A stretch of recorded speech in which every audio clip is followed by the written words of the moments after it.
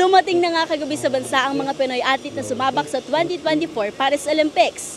Kaya naman tuloy na rin ang Heroes Welcoming Parade na magsisimula dito sa Aliw Theater CCP Complex sa Pasay City.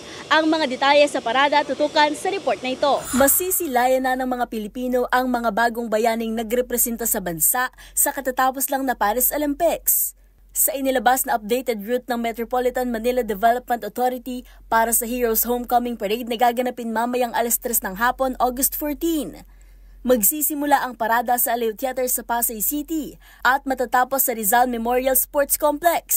Mula sa Vicente Soto, liliko pakaliwa ang parada sa kahabaan ng Rojas Boulevard.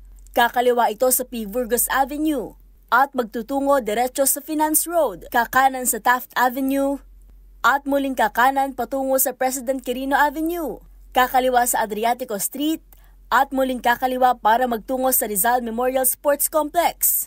At dahil tiyak aaray ang mga motorista sa dulot ng traffic, nag-abisa na sa MMDA Chairman Romando Artes para sa mga alternative route.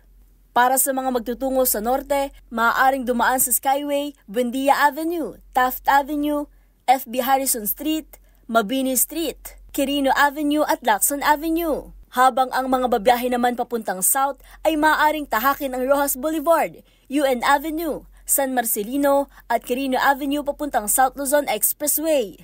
Samantala ay nilabas din ng MMDA ang float sequence para sa gaganaping parada mamaya. Dagdag pa nito, elevated ang naturang float at maaaring pumwesto ang publiko sa sidewalk para masilayan ang mga atleta. Inaabangan namin ang ating mga manglalarong Pilipino dahil dinala nila yung ating bansa. Super nagiging proud po ako kasi pagka naipagmamalaki natin ng Pilipinas, kagaya ni Carlos Yudo. Pagbutihin nyo pa para sa bansa natin at saka ingatan nyo yung mga sarili nyo para sa inyong mga laro na tinatahak. Bagamat walang security threat, nag-deploy pa rin ang MMDA ng 300 personnel para tumulong sa parada maging sa mga alternatibong ruta. Mamaya sama-sama nating salubungin ang mga atletang nagbigay ng karangalan sa Pilipinas. Para sa MBC TV Network News, ito si Mili Borja, una sa Pilipinas, una sa Pilipino.